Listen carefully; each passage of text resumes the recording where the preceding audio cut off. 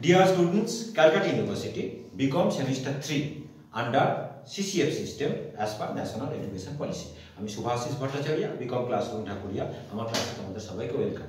তোমাদের আমি direct taxation class chapter মানে সাবজেক্ট পড়াচ্ছি ডিরেক্ট ট্যাক্সেশন, আর যে চ্যাপ্টার আমি পড়াচ্ছি মানে ইনকাম ফ্রম স্যালারি।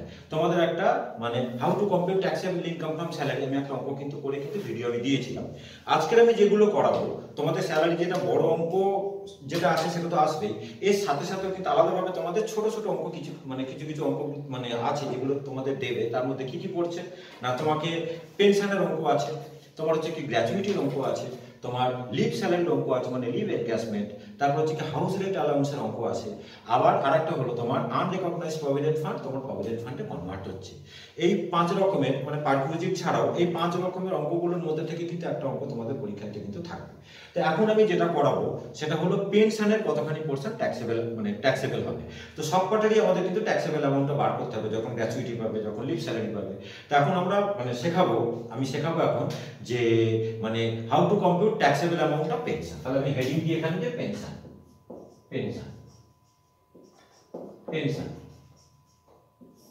আচ্ছা, তার আগে বলে দিই যে পেনশন জিনিসটা কি।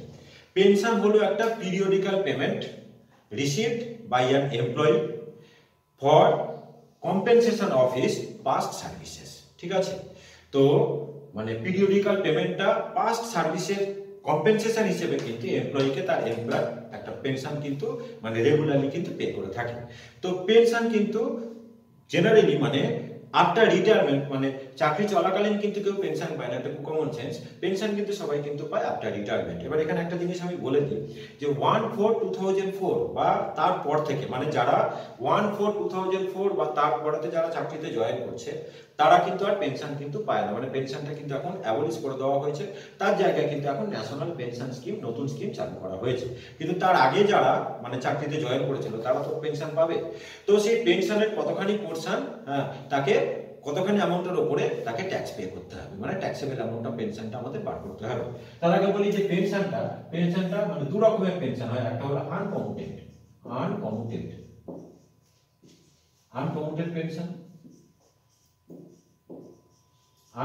পেনশন আর সেকেন্ডটা হলো আমাদের কমিউটেড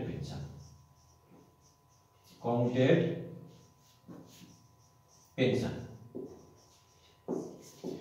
তো এইটা যেটা বলি আমি, এই যে মানে পিরিয়ডিক্যাল পেমেন্ট যেটা এমপ্লয়ি তার এমপ্লয়ার থেকে পাচ্ছে মানে পেনশন হিসেবে, সেটা কিন্তু মানে স্যালারির আন্ডারে কিন্তু অ্যাসেসেবল করা হয়, মানে স্যালারি ইনকাম ফ্রম স্যালারির আন্ডারে কিন্তু ওই পেনশনের জন্য তাকে ট্যাক্স পে করতে হয়। কিন্তু ফ্যামিলি পেনশন যদি ফ্যামিলি মানে মেম্বাররা যদি রিসিভ করে আফটার ডেথ অফ দ্য মানে এমপ্লয়ি, সেটা কিন্তু আদার সোর্সেসের আন্ডারে ট্যাক্সেবল হয়, মানে একটা এক্সেমশন পাওয়া যায় সেকশন 57 এর আন্ডারেতে। তো মানে আফটার এক্সেমশন ওই টাকাটা কিন্তু ফ্যামিলি পেনশন যেটা তার ফ্যামিলি মেম্বাররা যেটা পাচ্ছে after death of the employee সেটা কিন্তু আদার সোর্সেসের আন্ডারে কিন্তু ট্যাক্সেবল হয়। আর এই যে পেনশনটা আমি করেছি এটা কিন্তু মানে ইনকাম ফ্রম স্যালারির আন্ডারে কিন্তু আমাদের ট্যাক্সেবল হয়। আমাদের 5 রকম হেডস অফ ইনকাম রয়েছে তোমরা জানো, যা হোক মানে ইনকাম ফ্রম স্যালারি মানে income from house property, income from profits and gains of business or profession, income from capital gain আর ইনকাম ফ্রম আদার সোর্সেস। তো ইনকাম ফ্রম স্যালারির আন্ডারে কিন্তু এই যে রেগুলার পেনশন যেটা এটা কিন্তু ট্যাক্সেবল হয়। তো আগে আমি বলবো যে আনকমিউটেড পেনশন কাকে বলে আর মানে কমিউটেড পেনশনটা কাকে বলে। দেখো আনকমিউটেড পেনশন মানে যেটা নরমাল পেনশন একজন এমপ্লয়ি তার রিটায়ারমেন্টের পরে এমপ্লয়ার থেকে পাচ্ছে। তো কমিউটেড পেনশনটা কি? কমিউটেড পেনশন হলো মানে অনেক সময় এমপ্লয়ি কি করে, হয়তো টাকার প্রয়োজন থাকে, সেক্ষেত্রে পেনশনটাকে মানে সেল করে এমপ্লয়ারের কাছে, বলতে গেলে তার রেসপেক্ট একটা লামসাম অ্যামাউন্ট পায়, এটাকে বলা হয় পেনশনকে কমিউট করছে। তো মানে যতখানি পোরশন পেনশন কমিউট করবে, ধরো কেউ যদি তার পেনশনে 70% যদি কমিউট করে তাহলে নর্মাল পেনশনের কিন্তু সে 30% আর মানে যেটা নর্মাল পেনশন পাওয়ার কথা তার 30% আর পেনশন সে এনজয় করবে। ঠিক আছে, যদি 40% যদি পেনশন যদি কমিউট করে তাহলে নর্মাল পেনশনের আর 60% করে পাবে। ঠিক আছে, তো মানে কমিউটেড পেনশন আর আনকমিউটেড পেনশন এর কতখানি পোরশন ট্যাক্সেবল হবে তার ব্যাপারে রুল কিন্তু আমি এখন আগে তোমাদের বলে দিই। প্রথমে বলি আনকমিউটেড পেনশন।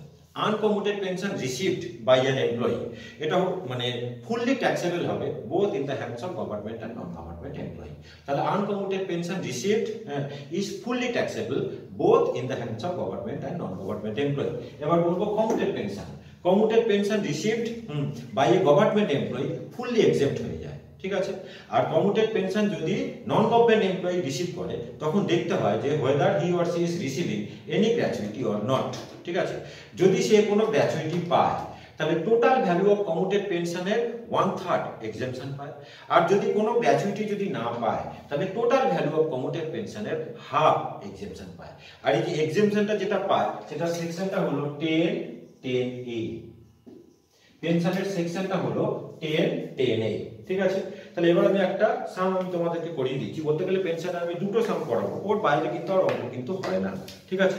এখন আমি যে অঙ্কটা করাচ্ছি একটুখানি করে দিচ্ছি, যথারীতি যখন ইউটিউব চ্যানেলে আমি আপলোড করব তোমরা ডেসক্রিপশনে গেলে কিন্তু লিঙ্কটা পেয়ে যাবে, সেখান থেকে তোমরা প্রবলেমটা পেয়ে যাবে, ঠিক আছে। তো প্রবলেমটা আমি একটুখানি করছি, কি বলেছে বলছে mister R an employee of a private concern, পরিষ্কার করে দিল, রিটায়ার্ড অন January 31st, 2024, আচ্ছা, and his pension is fixed at rupees 1,32,300 per month, 1,32,300 টাকা করে পার মান্থ পেনশন পাবে। বলছে he however has received rupees 12 lakhs as the commuted value of 60% of the monthly pension on February 2024. বলেছে discuss the taxability of pension in the hands of Mr. R for the assessment year 2024-25. বলেছে assuming that he has also received gratuity, ঠিক আছে। তাহলে 31 জানুয়ারিতেও retire করেছে, তাহলে আমরা previous ইয়ারের মধ্যে কিন্তু 2 মাস আমরা বেঁচে আছে। আমাদের প্রিভিয়াস ইয়ার হলো মানে কারেন্ট প্রিভিয়াস ইয়ার হলো 2023-24, মানে 1/4/2023 থেকে 31 মার্চ 2024 হলো আমাদের কারেন্ট প্রিভিয়াস ইয়ার।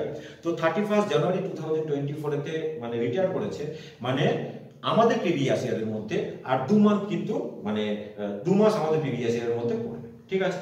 তাহলে আমি লিখি এখানে যে হেডিং দেবো কম্পিউটেশন অফ ট্যাক্সেবল পেনশন, ছোট অঙ্ক এগুলো, টাইম বেশি লাগবে। Computation of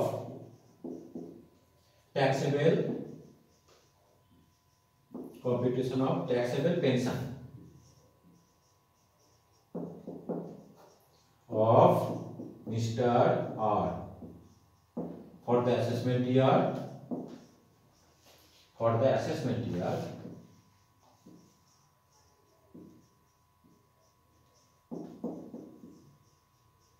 2024-25।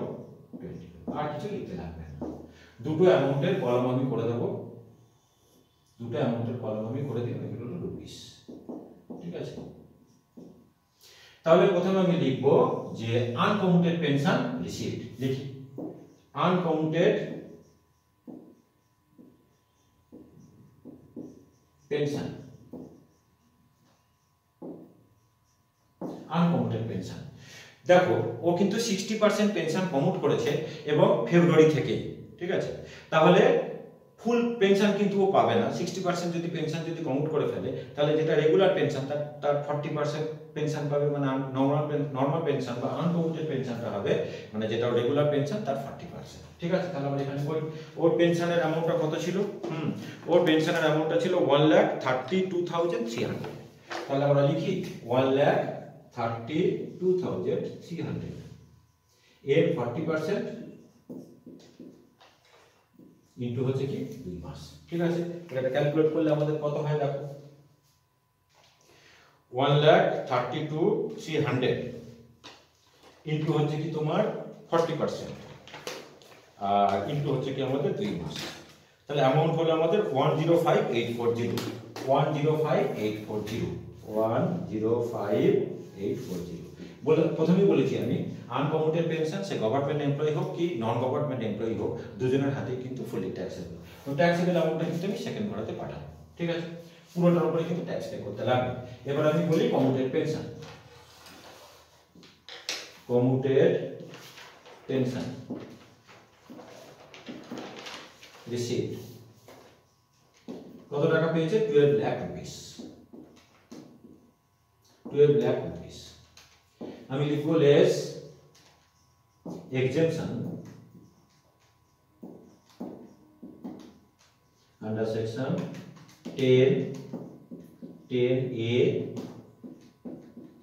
2 ঠিক আছে এক্ষুনি আমি বলে দিলাম কমিউটেড পেনশনের কমিউটেড পেনশনের রুলটা আমি এখনো বলিনি কমিউটেড পেনশনের রুলটা একটু বলে দিই আনকমিউটেড পেনশনের শুধু রুল বলেছিলাম যে uncommuted pension received is taxable both in the hands of government and non government employee এবার কমিউটেড পেনশনের রুলটা আমি বলি কমিউটেড পেনশন যদি কোনো গভর্নমেন্ট এমপ্লয়ি যদি পায় তার হাতে ফুললি মানে এক্সেম্পটেড ঠিক আছে মানে এক পয়সা কিন্তু তাকে ট্যাক্স পে করতে হবে না মানে যেটা কমিউটেড পেনশন লিখলাম এখানে আমি লিখে দিতাম যে দেশ এক্সেম্পশন তখন সেকশনটা হতো 10 এ 1 পুরো 12 লাখ রুপিস বাইরে নিয়ে যেতাম নিয়ে মানে ট্যাক্সেবল অ্যামাউন্টটা নিয়ে হতো আর কমিউটেড পেনশন যদি কোনো নন গভর্নমেন্ট এমপ্লয়ি যদি পায় তখন রুল কি হয় দেখতে হয় তখন যে whether he or she is receiving any gratuity or not যদি কোনো গ্র্যাচুইটি পায় এমপ্লয়ি যদি কোনো গ্র্যাচুইটি পায় তখন 1/3 of total value of commuted pension exemption পায় আর যদি কোনো গ্র্যাচুইটি না পায় তখন অ্যামাউন্ট অফ এক্সেম্পশনটা হবে টোটাল ভ্যালু অফ কমিউটেড পেনশনের হাফ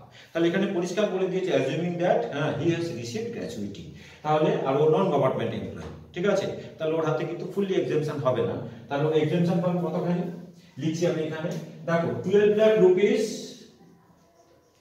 60% পেনশন কমিউট করে পেয়েছিল আমাকে টোটাল ভ্যালু অফ কমিউটেড পেনশনটা বার করতে হবে এক্সেম্পশনটা যেটা পাবে টোটাল ভ্যালু অফ কমিউটেড পেনশনের তো মানে যেহেতু মানে গ্র্যাচুইটি পাচ্ছে টোটাল ভ্যালু অফ কমিউটেড পেনশনের 1/3 ডিডাকশন পাবে আর যদি কোনো গ্র্যাচুইটি না পেত তাহলে টোটাল ভ্যালু অফ কমিউটেড পেনশনের হাফ ডিডাকশন পেত হাফ মানে এক্সেম্পশন পেত তাহলে 60% যদি 12 লাখ রুপিস হয় তাহলে 100% কত হবে এটা হলো আমাদের মানে ফুল ভ্যালু অফ কমিউটেড পেনশন এই টাকাটার উপরে তোমার হচ্ছে কি 1/3 এক্সেম্পশন পাবে তাহলে এটা ক্যালকুলেট করলে কত হয় আমি একটুখানি করি মানে 12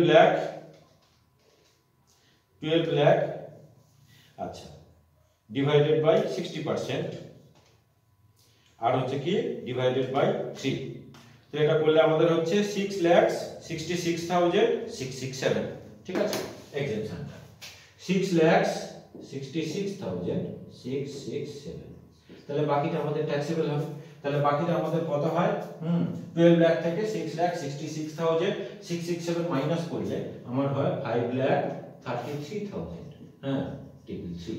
ঠিক আছে 12 লাখ টাকা থেকে 6,66,667 মাইনাস করলে আমার 5,33,000 এটা হলো আমার কমিউটেড পেনশন ট্যাক্সেবল অ্যামাউন্ট তো দুটোকে আমি অ্যাড করে দেব দুটোকে অ্যাড করলে তাহলে কত হয় আমার আছে 1,05,840 আনকমিউটেড পেনশন ছিল 1,05,840 আর এটা আমাদের হলো প্লাস আমি করছি 5,333 তাহলে আমাদের টোটাল ট্যাক্সেবল অ্যামাউন্ট বের হলো 639,173 ঠিক আছে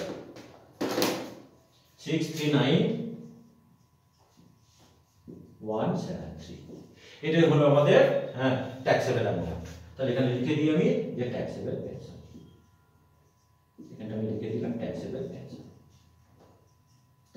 পেনশন এই অঙ্কটা হয়ে গেল দেখো পেনশনের আরেকটা অঙ্ক আমাকে করাতে লাগবে যেখানে কি মানে এখানে এই অঙ্কটাতে কি ছিল যেদিনকে রিটায়ার করেছিল মানে সেদিনকেই পেনশন কমিউট করেছে এবার এরকম অঙ্ক আমাকে দিতে পারে যে যেদিনকে রিটায়ার করছে সেদিনকে পেনশন কমিউট করছে না তার কিছুদিন পরে গিয়ে পেনশন কমিউট করছে সাপোজ কেউ হয়তো 30 সেপ্টেম্বর মানে রিটায়ার করলো এইবারে 1 জানুয়ারিতে গিয়ে মানে পেনশন কমিউট করছে সেরকম একটা অঙ্ক আমাকে করিয়ে দিতে লাগবে এই দুটো অঙ্ক যদি আমি করিয়ে দিই একটা করিয়ে দিলাম আর একটা আমি করিয়ে দেবো মানে এই হলো আমাদের হাইয়েস্ট মানে পেনশনের আমাদের এগুলো হাইয়েস্ট লেভেলের সাম এই দুটো মানে অঙ্ক আমি করিয়ে দেবো ভালো করে দেখে যাও আর তোমাকে পেনশনের কোনো অঙ্ক করতে লাগবে না এরপরে বাকি যেগুলো ছোট ছোট অঙ্কগুলো বললাম ওগুলো আমি সবকটা একটা করে সলিউশন করে দেবো একটা দুটো করে করিয়ে দেবো তোমরা আমার রেগুলার ক্লাস কিন্তু ফলো করো আর আমার চ্যানেলটাকে একটুখানি তোমরা সাবস্ক্রাইব করবে আর বন্ধুদের মধ্যে একটু শেয়ার করে দেবে থ্যাংক ইউ সবাইকে